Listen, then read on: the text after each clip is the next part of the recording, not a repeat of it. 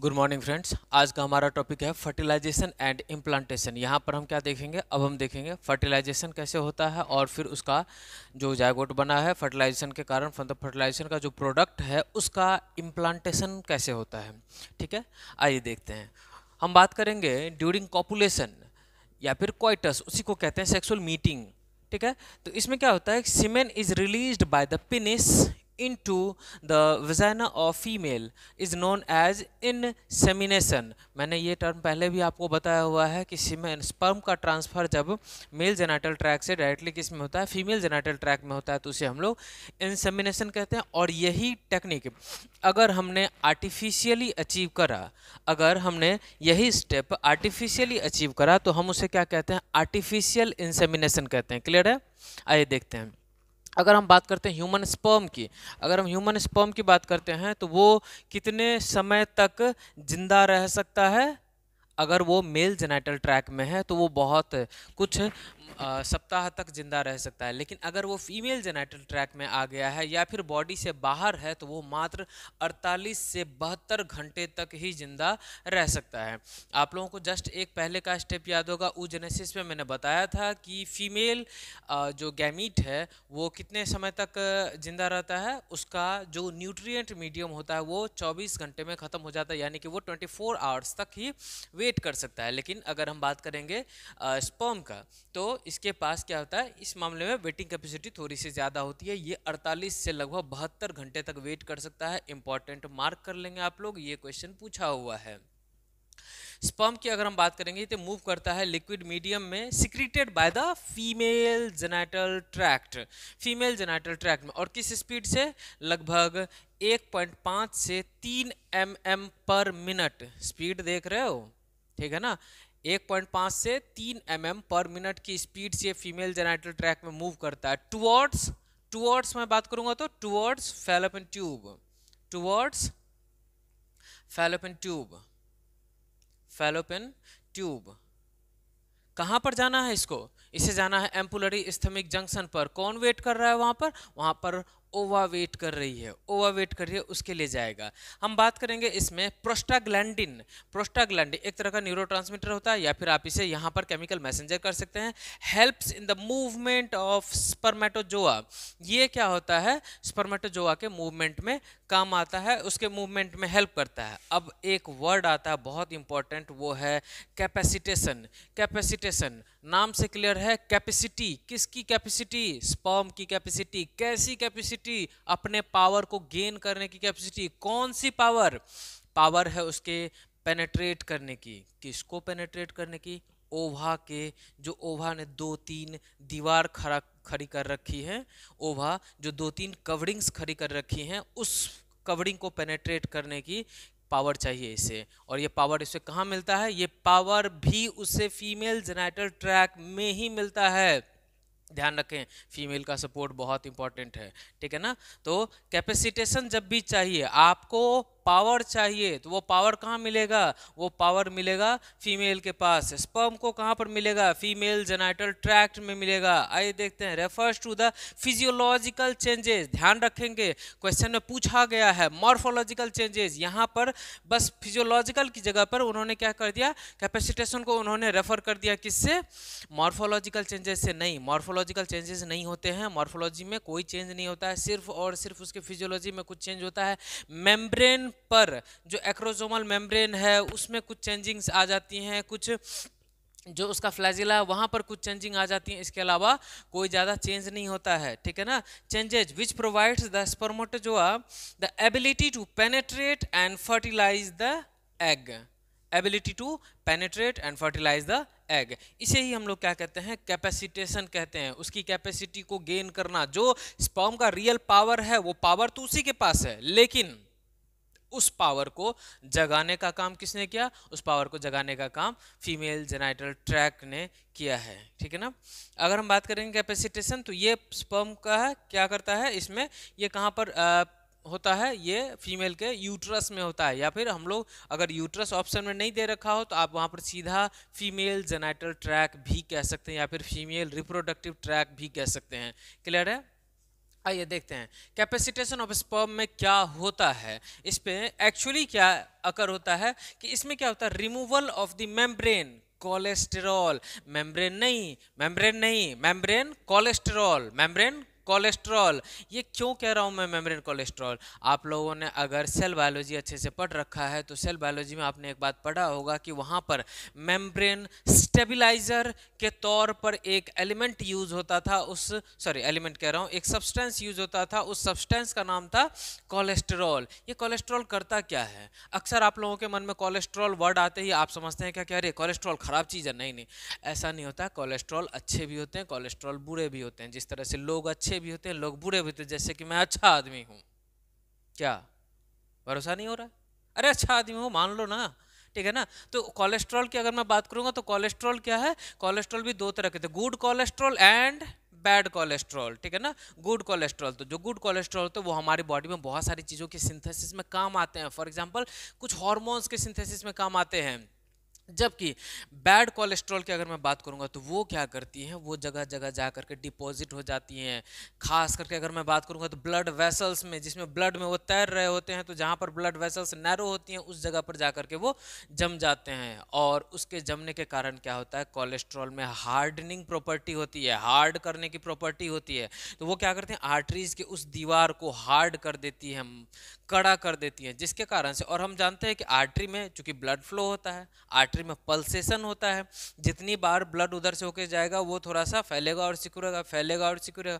और जब इसकी हार्डनिंग हो जाती है तो ये फैल नहीं पाता है। आप समझ पा रहे हैं, ये फैल नहीं पाता है ढंग से, ठीक है ना। ये फैल ढंग से नहीं पाएगा तो यहाँ पर क्या होगा, इसके कारण से बीपी जनरेट होगा, ब्लड प्रेशर जनरेट होता है, ठीक है ना। इसके बाद का आप लोग फिजियोलॉजी जानते हो, आप लोगों ने सर्कुलेटरी सिस्टम बहुत अच्छी तरह से पढ़ा हुआ है, मैं जानता हूँ, ठीक है ना। तो ये कोलेस्ट्रॉल की हार्डनिंग प्रॉपर्टी होती है। तो ये हम लोगों ने सेल बायोलॉजी में भी हम लोगों ने पढ़ा होगा कि सेल की मेम्ब्रेन में कुछ अमाउंट में कोलेस्टेरॉल प्रेजेंट होता है, और ये कोलेस्ट्रॉल सेल के मेम्ब्रेन को स्टेबलाइज करने में काम आता है, उसके मेम्ब्रेन को थोड़ा सा हार्ड करता है और उसको स्टेबलाइज करता है। उसी तरीके से यहाँ पर क्या होता है कि स्पर्म के एक्रोजोम के मेम्ब्रेन में, एक्रोजोम के ऊपर जो मेम्ब्रेन है उस मेम्ब्रेन पर ये कोलेस्ट्रॉल क्या करता है, उसको हार्ड बना करके रखता है। लेकिन यहाँ पर क्या होता है, फीमेल जेनाइटल ट्रैक में उसको थोड़ा थोड़ा करके रिमूव किया जाता है। रिमूव करने के कारण क्या हो जाता है, leading to the weakening of the membrane cover, उसके मेम्ब्रेन के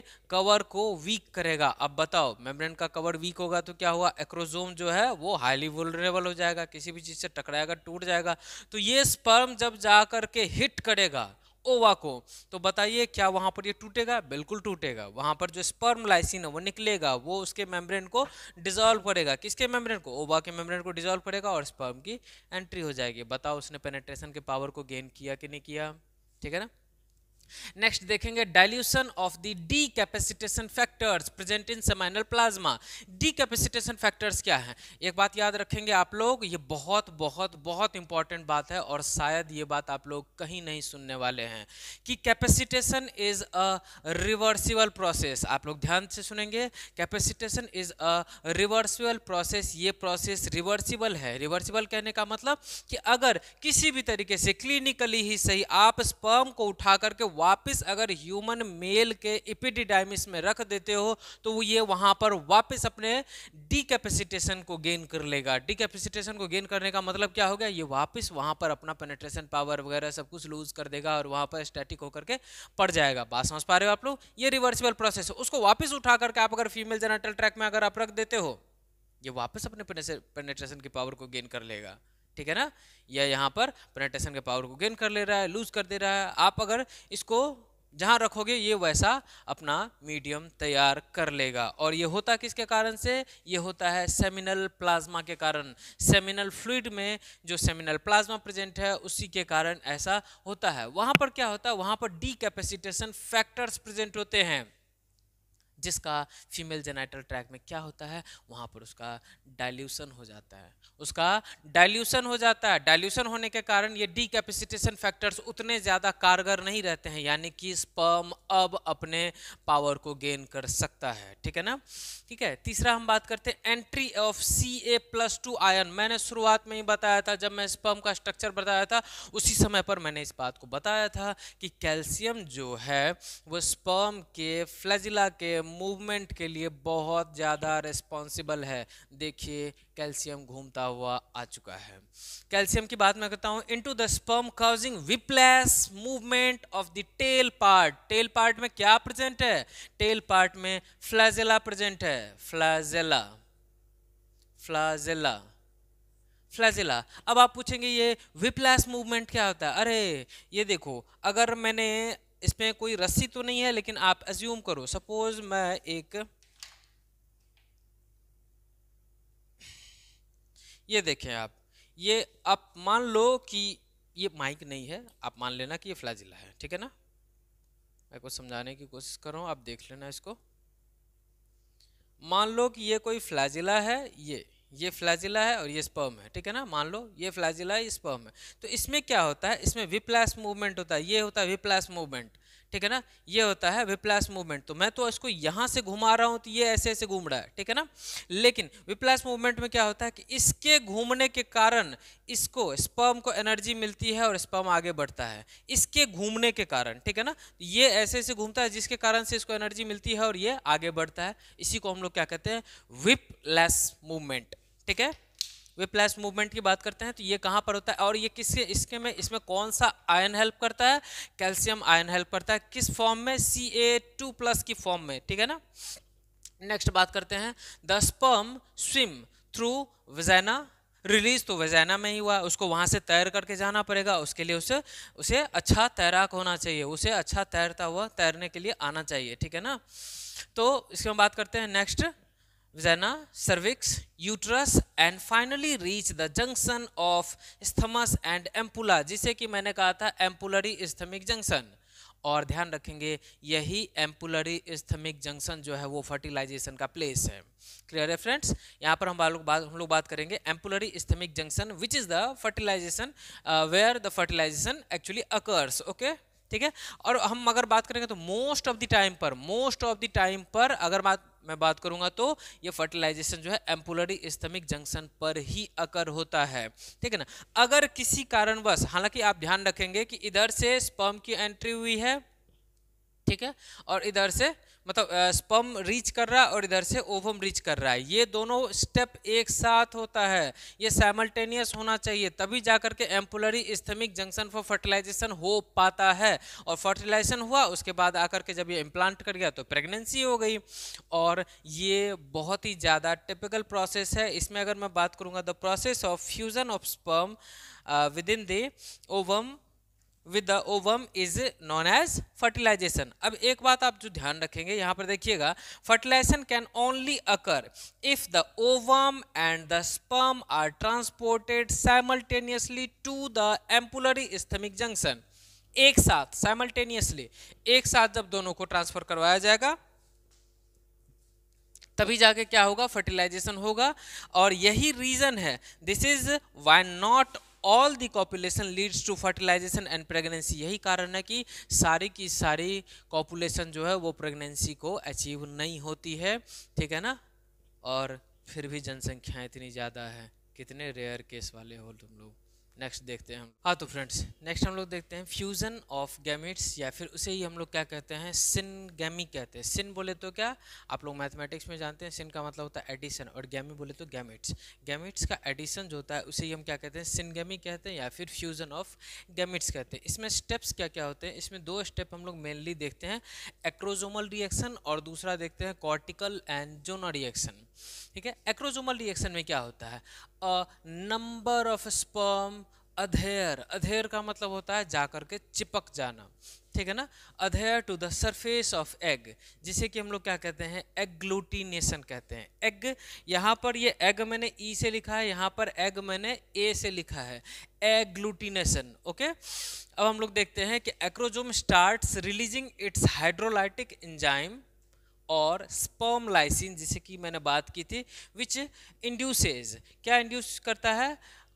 वो अपने अपने हार्मोन के अकॉर्डिंग, उसके पास जो एंजाइम्स होते हैं उस एंजाइम्स के अकॉर्डिंग उसका हम एक्शन देखेंगे। याद रखें पहले कि ओवम है, ओवम से बहुत सारे स्पर्म जा करके, ऐसा नहीं कि जो पहले पहुंच गया वो पहले आया पहले पाया वाला हाल नहीं है, जो पहले पहुंच भी जाते हैं ऐसा नहीं कि उसको एंट्री मिल ही जाती है, ठीक है ना। उसमें भी चॉइस चलता है किसका? तो ओवम का, ठीक है ना, कि किधर से स्पर्म चाहिए या फिर कौन सा स्पर्म चाहिए, ठीक है ना। और उसके लिए उसमें जो उसके एंजाइमेटिक एक्शंस होते हैं वो इंपॉर्टेंट होते हैं। देखेंगे कि पहला है hyaluronidases, जो कि स्पर्म के हेड के पास है।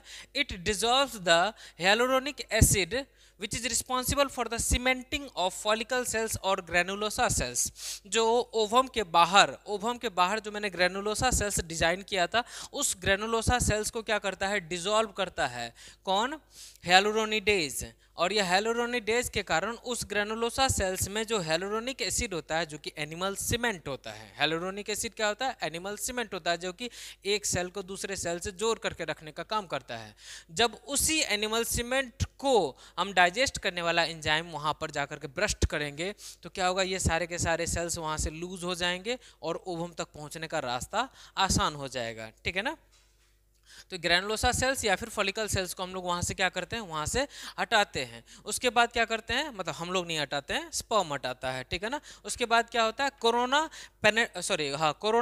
Penetrating enzyme, corona penetrating enzyme, इसे हम लोग CPE भी कहते हैं, कोरोना पेनेट्रेटिंग एंजाइम। ये कोरोना कौन सा? ये आजकल चल रहा वाला कोविड वाला कोरोना नहीं, यहाँ पर बात कर रहे हैं हम लोग कोरोना रेडियाटा की, क्लियर है। तो इसमें से क्या करते हैं, ये क्या करता है, ये कोरोना रेडियाटा को डिसॉल्व कर देता है। और कोरोना रेडियाटा के बाद कौन सा मेम्ब्रेन होता है, याद कीजिए, उसके बाद होता था जोना पेलुसिडा। तो उसे डाइजेस्ट करने के लिए जो एंजाइम यूज करेगा स्पर्म, उसका नाम होता है जोना लाइसिन या फिर उसे ही एक्रोसिन कहते हैं, ठीक है ना। आप लोग ध्यान रखेंगे, एक्रोसिन वर्ड से अगर आ गया तो आप समझ जाएंगे कि ये एक्रोजोम में प्रेजेंट है और ये काम क्या कर रहा है, ये जोना पेलुसिडा को डाइजेस्ट करने का काम करता है।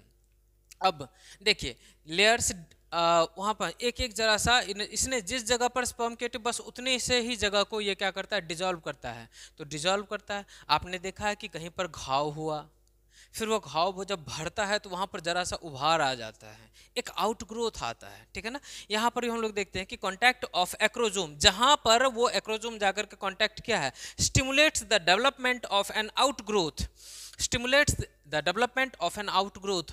ओवम वेलकम करती है स्पर्म का, ठीक है ना, और एक आउटग्रोथ बना करके स्पर्म की एंट्री ले लेती है अंदर और वहाँ पर एक आउटग्रोथ बना देती है इस तरह से, जिसे कि हम लोग क्या कहते हैं, फर्टिलाइजेशन कोन कहते हैं या फिर कोन ऑफ रिसेप्शन कहते हैं। वो ओवम जो है अपना रिसेप्शन तैयार की है, किसके लिए, स्पर्म की एंट्री के लिए। देखिए इसमें नेक्स्ट बात करते हैं कॉर्टिकल एंड रिएक्शन की, ठीक है। Cortical and zona, as the sperm head comes in contact with the fertilisation cone, it causes opening of Na plus channels to cause the depolarization of ovum membrane। ओवा के membrane के अंदर क्या करता है, डिपोलराइजेशन काउज करता है by opening Na plus channels। Na plus channel को खोलने के साथ वहां पर क्या होता है, मेम्ब्रेन का डिपोलराइजेशन हो जाता है, जिसके कारण से क्या होता है, एक फास्ट ब्लॉक होता है, फास्ट ब्लॉक फटाक से वहां पर ब्लॉक किया जाएगा, किसके लिए, ताकि फर्दर स्पर्म एंट्री ना कर सके, फर्दर स्पर्म एंट्री ना कर सके। इसीलिए हम लोग क्या कहते हैं, चेक पॉलीस्पर्मी, पॉली बोले तो क्या मैनी, स्पर्मी बोले तो क्या स्पर्म, बहुत सारे स्पर्म की एंट्री को वहां पर ब्लॉक किया जाता है कि एक से ज्यादा स्पर्म एंट्री ना ले, ठीक है ना। एक म्यान एक ही तलवार रहनी है, ठीक है ना। हम लोग यहाँ पर बात करते हैं उसके बाद क्या कि Na प्लस चैनल जो है वो क्या करता है, वो जब खुल जाता है तो उसके कारण से डिपोलराइजेशन होता है मेम्ब्रेन का और वहाँ पर एक फास्ट ब्लॉक होता है। एक और ब्लॉक आप लोग पढ़ेंगे स्लो ब्लॉक, वो हम आगे बढ़ते हैं तब देखेंगे, और दोनों में कंफ्यूज नहीं होना कौन किसके कारण से। तो फास्ट ब्लॉक किसके कारण से हुआ, Na प्लस चैनल के खुलने के कारण, ओपनिंग ऑफ द, ठीक है ना। And Ca+2 move into the egg, egg के अंदर अब क्या आ जाता है, Ca+2 आ जाता है, एग के अंदर Ca+2 आ जाता है।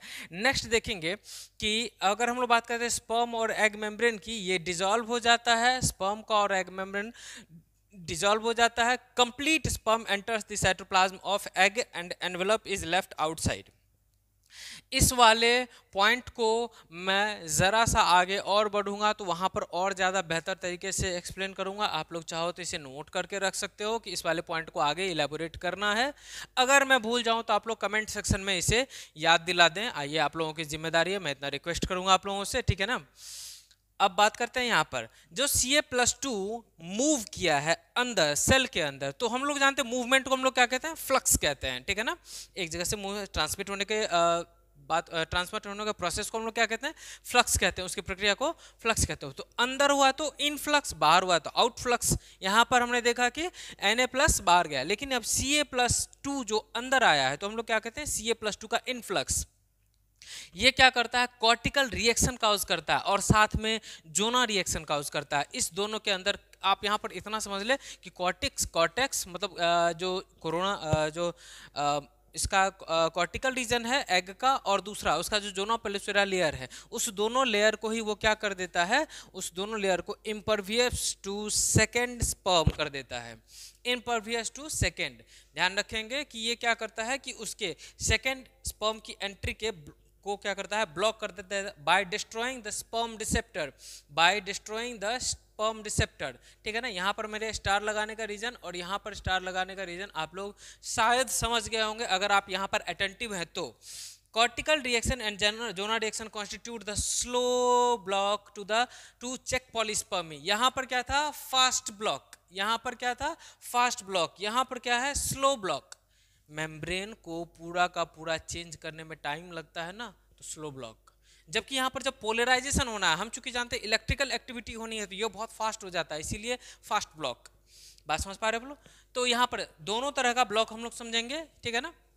अगर आपसे पॉलीस्पर्मी को चेक करने के लिए, पॉलीस्पर्मी को रोकने के लिए, चेक पॉलीस्पर्मी का मतलब रोकने के लिए, ठीक है ना, उसको रोकने के लिए अगर फास्ट ब्लॉक पूछे तो Na+ की ओपनिंग, और अगर स्लो ब्लॉक पूछे तो उसके लिए हम क्या कहेंगे, cortical reaction and zona reaction. ये कब, देखिए Na+ के चैनल की ओपनिंग के टाइम पर फास्ट ब्लॉक, Ca+ चैनल के इनफ्लक्स में स्लो ब्लॉक। आप लोग बात समझ रहे हैं?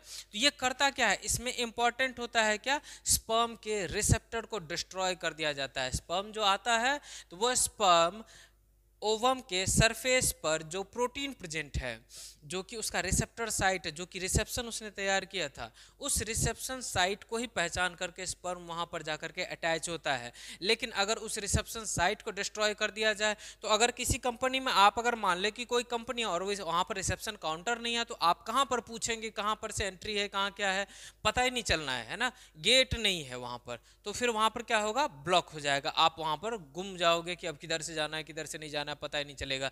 फिर पता चलता वही SBI वाला हाल कि आप काउंटर काउंटर काउंटर काउंटर दौड़ते रहते हैं, 10 नंबर पे जाओ, 4 नंबर पे जाओ, 3 नंबर पे जाओ, ये सब चलता रहता है ना।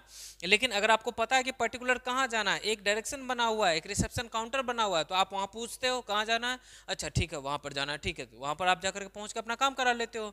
इसी तरह का बात हो जाता है, यहाँ पर उसके रिसेप्टर को ब्लॉक कर दिया जाता है, जिसके कारण से वहाँ पर क्या होता है, पॉलीस्पर्मी नेक्स्ट नहीं हो पाती है, मतलब नेक्स्ट स्पर्म की एंट्री नहीं हो पाती है। ध्यान रखेंगे, entry of sperm into the ovum induces क्या, completion of the meiotic division of the secondary oocyte। आप लोगों ने ध्यान से अगर पढ़ा होगा तो आप लोगों को याद होगा कि जब स्पर्म की एंट्री होती है, मैंने बताया था at the time of entry of the sperm, जैसे स्पर्म की एंट्री हुआ, just after the entry of sperm क्या हो जाता है, सेकेंडरी oocyte के अंदर फिर एक मियोटिक डिवीजन होता है, एक सेकेंड पोलर बॉडी बनता है, और ओवम जो है वो रिलीज हो जाता है, ठीक है ना, उटिड वो रिलीज हो जाता है। हम बात करते हैं वहां पर, तो जो ओवम रिलीज होता है वहां पर किसके साथ में, सेकेंड पोलर बॉडी के साथ में। फर्स्ट पोलर बॉडी तो पहले ही बन गया था प्राइमरी oocyte के डिवीजन के टाइम पर, यानी कि फर्स्ट म्यूटिक डिवीजन के टाइम पर, लेकिन सेकेंड म्यूटिक डिवीजन जो है वो कहाँ पर होना, वो सेकेंडरी oocyte के अंदर होना, और वो कब होना है, जब स्पर्म की एंट्री हो गई, दूल्हे राजा आ गए। देखते हैं, बात करते हैं एंट्री ऑफ स्पर्म के बारे में। एंट्री ऑफ स्पर्म क्या करता है, वो ब्रेक डाउन करता है मेटाफेज प्रोमोटिंग फैक्टर को, MPF, जो कि oocyte को, सेकेंडरी oocyte को मेटाफेज में अरेस्ट करके रखने के लिए रिस्पॉन्सिबल होता है। आप लोग ध्यान रखेंगे कि जिसके साथ में उसका प्रोमोटिंग फैक्टर लिखा हुआ है, जैसे मेटाफेज के साथ में अगर प्रोमोटिंग फैक्टर लिखा हुआ है तो वो मेटाफेज को प्रोमोट करेगा, मेटाफेज से सेल को बाहर नहीं निकलने देगा। अगर एनाफेज प्रोमोटिंग फैक्टर की बात करते हैं तो वो एनाफेज को प्रोमोट करेगा, ठीक है ना, बात समझ पा रहा है, वो एनाफेज को प्रमोट करेगा सेल को। अगर वो प्रोफेज में है, अगर मेटाफेज प्रोमोटिंग फैक्टर है तो वो प्रोफेज से मेटाफेज में लाने के लिए रिस्पॉन्सिबल है, और मेटाफेज में उसके मेंटेनेंस के लिए रिस्पॉन्सिबल है, मेटाफेज में उसको बना करके रखेगा। इस फैक्टर को जैसे ही आप ब्रेक डाउन कर देते हो तो ये फेज, अब सेल जो है वो मेटाफेज से आगे बढ़ेगा। बात समझ पा रहे हो? अगर एनाफेज प्रोमोटिंग कॉम्प्लेक्स की बात कर रहे हैं तो एनाफेज प्रोमोटिंग कॉम्प्लेक्स क्या करेगा, वो मेटाफेज मेटाफेज प्रोमोटिंग फैक्टर जैसे ही वो डिजॉल्व होता है, ये एनाफेज प्रोमोटिंग कॉम्प्लेक्स जो है वो सेल को मेटाफेज में से लेकर के एनाफेज में आएगा। एनाफेज में क्या होता है, क्रोमोसोम की स्प्लिटिंग होती है, ठीक है ना, और वो एनाफेज में बना करके लाएगा और एनाफेज में उसको बना करके रखेगा जब तक कि एनाफेज को डिजॉल्व करने वाला फैक्टर नहीं आ जाता है। एनाफेज प्रोमोटिंग कॉम्प्लेक्स को डिजॉल्व करने वाला फैक्टर जब आ जाएगा तो एनाफेज से फिर किस में चला जाएगा, टीलोफेज प्रोमोटिंग कॉम्प्लेक्स वहाँ पर फिर काम करेगा। इस तरह से हर एक फेज के लिए एक कॉम्प्लेक्स होता है, एक फैक्टर होता है, जो कि आप लोग सेल डिवीजन में बेहतर पढ़ोगे, ठीक है ना।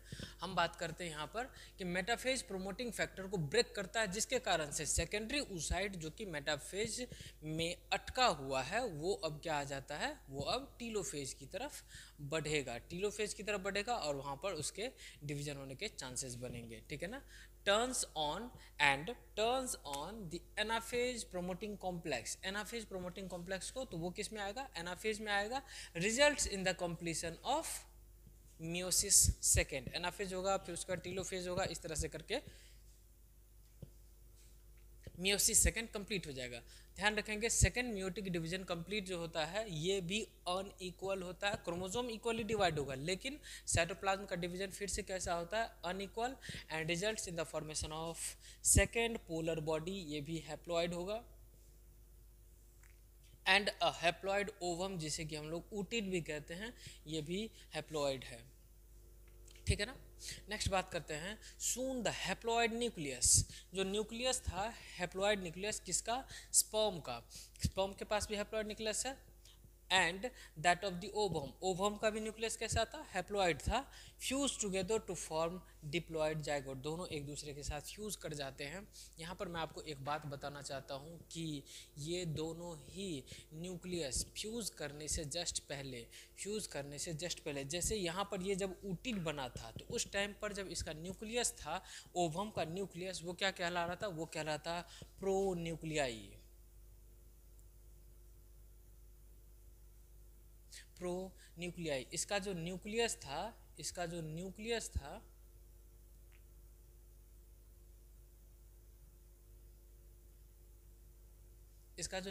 वो क्या कह रहा था, प्रो न्यूक्लियाई कहला रहा था। और स्पर्म एंट्री के बाद जब ओवम का डिवीजन हो जाता है तो स्पर्म का जो न्यूक्लियस है वो भी फ्यूज करने से पहले प्रो न्यूक्लियाई में कन्वर्ट होता है, तब जाकर के दोनों ही न्यूक्लियाई फ्यूज करते हैं, ठीक है ना।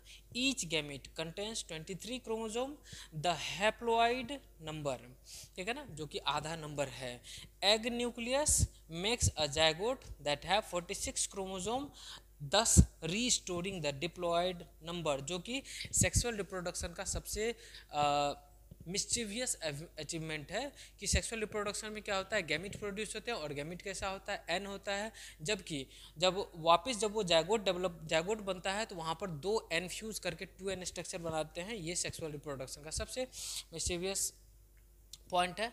Male and female pro nuclei, यहाँ पर देखें कि मैं उसी की बात कर रहा हूँ, pro nuclei approaches each other, यहाँ पर जब फ्यूज हो चुके हैं उसके बाद की मैं बात कर रहा हूँ, approaches each other and finally mixing up of the paternal and maternal and finally mixing up the paternal बोले तो क्या, जो स्पर्म की तरफ से जो न्यूक्लियाई आया है वो पैटर्नल, एंड जो मदर की तरफ से न्यूक्लियाई आया है वो उसे हम लोग क्या कहते हैं, मैटरनल क्रोमोसोम, और उसके बाद इसको हम लोग क्या कहते हैं, एम्फीमिक्सिस। सेक्सुअल रिप्रोडक्शन में एम्फीमिक्सिस मैं वर्ड यूज कर रहा हूँ, अगर मैं यहीं पर जरा सा रुको तो मैंने एक टर्म बताया होगा एपोमिक्सिस, एक टर्म मैंने बताया क्या, एपोमिक्सिस।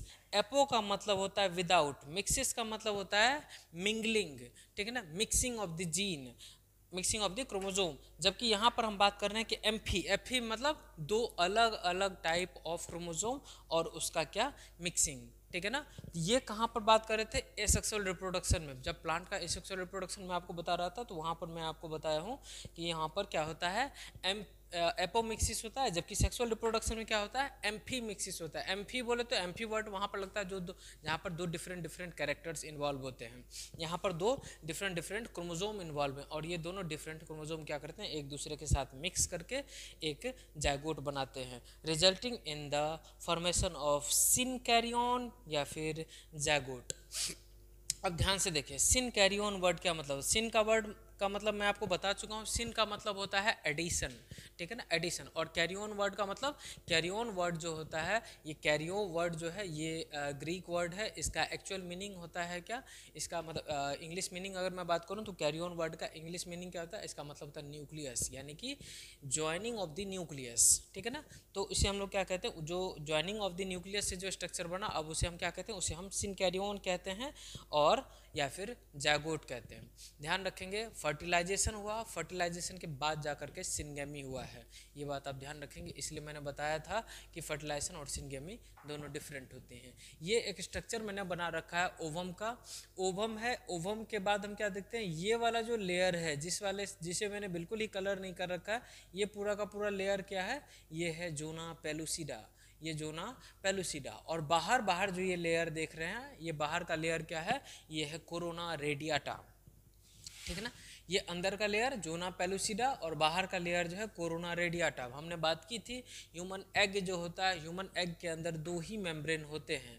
इन दोनों मेम्ब्रेन के बाद और ओवम के एग मेम्ब्रेन के बाद से बीच में एक स्पेस होता है, ये वाला जो मैंने ब्लू कलर करके रखा हुआ है, ये जो स्पेस है, इस स्पेस को क्या कहा जाता है, इस स्पेस को कहा जाता है पेरी वाइटेलाइन स्पेस। यहाँ वाइटेलाइन वर्ड एग के लिए यूज किया गया और पेरी का मतलब होता है पेरीफेरी पर, यानी कि एग के चारों तरफ से पेरीफेरी पर जो एक स्पेस प्रेजेंट है, उस स्पेस को क्या कहा हमने, पेरी वाइटेलाइन स्पेस। और यहाँ पर हम देखते हैं कि स्पर्म, ठीक है ना, तो स्पर्म की एंट्री यहाँ पर हो रही है, इस वाले स्ट्रक्चर को हम यहाँ पर दिखा रहे हैं। और इसको मैं एक बार बेहतर तरीके से यहाँ पर एक्सप्लेन करने के लिए मैंने बनाया हुआ है कि ये यूट्रस है, ठीक है ना, ये फंडस उसका पार्ट है, ये यूट्रस का साइड। इसमें हम देखते हैं कि यूट्रस की जो वॉल होती है वो 3 लेयर्ड वॉल होती है। सबसे आउटर लेयर जो है वो पेरीमेट्रियम, उसके जस्ट अंदर एक मस्कुलर वॉल होता है वो मायोमेट्रियम, और सबसे लास्ट का जो हाईली वेस्कुलराइज्ड लेयर होता है उसे हम लोग कहते हैं एंडोमेट्रियम। ध्यान रखेंगे कि इम्प्लांटेशन एंडोमेट्रियम में ही होता है। और जब भी हम बात करते हैं कि ब्लीडिंग वगैरह, जो मेंस्ट्रुएशन के टाइम पर जो ब्लीडिंग वगैरह बात करती है, तो इसी एंडोमेट्रियम लाइनिंग की शेडिंग होती है, इसी एंडोमेट्रियम लाइनिंग की शेडिंग होती है, जिसके कारण से क्या होता है, ब्लीडिंग होती है। क्लियर बात समझ पा रहे हैं। और इम्प्लांटेशन भी इसी में होता है। अगर इम्प्लांटेशन नहीं होता है तो ये सारा का सारा वॉल जो है शेड होकर के और डिजनरेटेड ओवम शेड होकर के नीचे गिर जाता है, वेजाइनल रूट से निकल जाता है लिक्विड फॉर्म में, ठीक है ना, लिक्विड ब्लड की फॉर्म में वो निकल जाता है। जबकि अगर, और ये लेयर मैंने आप लोगों को बताया था जब मैं मेंस्ट्रुएशन साइकिल का पूरा मैंने डायग्राम बनाया था, तो वहाँ पर मैंने बताया था इस लेयर के फॉर्मेशन के लिए कौन रिस्पॉन्सिबल, LH, ल्यूटिनाइजिंग हार्मोन, ठीक है ना। और इस लेयर के मेंटेनेंस के लिए कौन रिस्पॉन्सिबल, इस लेयर को बनाए रखने के लिए कौन रिस्पॉन्सिबल, प्रोजेस्टेरॉन, ठीक है ना, प्रोजेस्टेरॉन। तो ये प्रोजेस्टेरॉन के कारण ये मेंटेन रहता है। और अगर हम बात करते हैं यहाँ प्रेगनेंसी हो जाती है, इम्प्लांटेशन हो जाता है, तो प्रोजेस्टेरॉन मेंटेन रहता है लेवल, जिसके कारण से क्या होता है कि ये वॉल का लेयर भी बना रहता है। और अगर प्रेगनेंसी नहीं होती है तो कुछ दिन तक हम जानते हैं कि यहाँ पर जो ये वाला कौन सा है, ये ग्राफियन फॉलिकल है, ग्राफियन फॉलिकल रप्चर हो गया, ये कॉर्पस ल्यूटियम में कन्वर्ट होगा और कॉर्पस ल्यूटियम से लगातार प्रोजेस्टेरॉन रिलीज होता रहेगा। ये देखिए, ये वाला जो स्ट्रक्चर है, ये वाला स्ट्रक्चर किस में कन्वर्ट हो जाएगा, ये वाला स्ट्रक्चर कन्वर्ट हो जाएगा कॉर्पस ल्यूटियम में।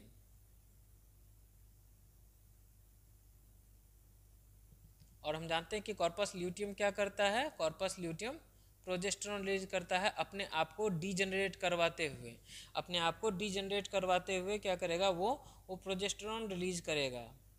और फिर धीरे धीरे ये खत्म हो जाएगा, खत्म हो जाएगा तो प्रोजेस्टेरॉन का लेवल गिर जाएगा, लेवल गिर जाएगा तो वो। अब आपके इस मन में हो सकता है कि एक सवाल उठे कि यहाँ पर अगर ये तो ऐसे भी डिजनरेट होना है, तो जब इम्प्लांटेशन हो जाएगा उसके बाद भी तो ये डिजनरेट होगा, तो प्रोजेस्टेरॉन का लेवल गिरेगा, तो ये शेडिंग हो सकती है, ये वाला वॉल लेयर मेंटेन नहीं रह पाएगा। लेकिन नहीं, ऐसा नहीं होता है। जैसे ही इम्प्लांटेशन होता है, प्लेसेंटा खुद भी कुछ अमाउंट ऑफ प्रोजेस्टेरॉन रिलीज करता है, और उसके बाद उसके अलावा भी कुछ जगह से प्रोजेस्टेरॉन रिलीज होता है इसके अलावा, जिसके कारण से यहाँ पर क्या है कि इस लेयर की मेंटेनेंस हो पाती है। ठीक है, हम यहाँ पर देखते हैं क्या कि इस जगह पर ये जो जैसे यहाँ पर ओवम रिलीज हुआ, इस ओवम को, ये वाला जो जगह है, इस वाले जगह को हम लोग क्या कहते हैं, यहाँ पर जो ये ओपनिंग है इसे हम लोग क्या कहते हैं, ऑस्टियम, इसे हम लोग ऑस्टियम कहते हैं। ये क्या है, ये फिम्बरी है, आप लोगों को अच्छी तरीके से याद होगा, मैंने ये सब स्ट्रक्चर बना रखा है। ये फिम्बरी है और इस फिम्बरी के पास क्या होता है, एक एक्सटर्नल ओपनिंग होती है जिसे हम लोग क्या कहते हैं, ऑस्टियम कहते हैं। इस ऑस्टियम के थ्रू ये ओवम कैच कर लिया जाता है और ये आ जाता है कहाँ पर, इन्फंडिबुलम के अंदर। इन्फंडिबुलम के बाद जो पार्ट होता है, हम लोग एक डायलेटेड पार्ट की बात करते हैं, वो क्या होता है, एम्पुला, और एम्पुला के बाद इस्थमस। और हम जानते हैं कि उस दोनों के जंक्शन पर यहाँ पर फर्टिलाइजेशन होता है एम्पुलरी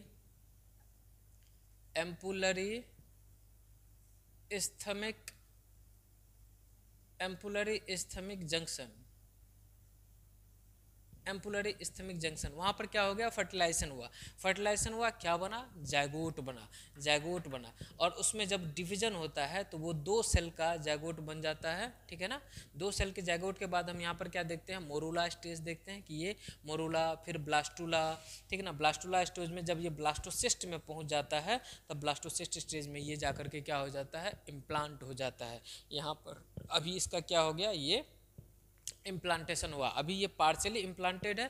इसके बाद क्या होता है कि ये जो एंडोमेट्रियम की लाइनिंग होती है, ये इसके ऊपर पूरी तरह से कवर होकर इसको पूरी तरह से अपने अंदर इम्बेड कर लेता है, धंसा लेता है, और धंसाने के बाद ये फुल्ली इम्प्लांटेड जाइगोट कहा जाता है, फुल्ली इम्प्लांटेड एम्ब्रियो कहा जाता है। एक बार और मैं आपको यहाँ पर ध्यान दिलाना चाहूँगा कि ये जो ब्लास्टोसिस्ट है, ये एक्चुअली यहाँ पर जो कैविटी बनी है, ये जो कैविटी बनी है, इस कैविटी को हम लोग ब्लास्टोसिस्ट कहते हैं, और ये स्टेज भी इस कारण से ब्लास्टोसिस्ट स्टेज कहा जाता है, ठीक है ना।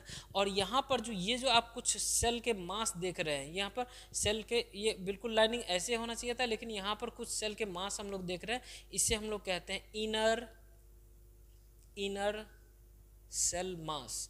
इसे क्या कहा जाता है, इनर सेल मास कहा जाता है, इनर सेल मास कहा जाता है। और ध्यान रखेंगे, इसी इनर सेल मास की तरफ से इम्प्लांटेशन होता है। क्यों होता है, इसके बारे में हम लोग आगे और बेहतर तरीके से बात करेंगे। अभी यहीं पर मैं इसको स्टॉप करता हूँ, नेक्स्ट स्लाइड में हम लोग देखेंगे इसको, ठीक है ना।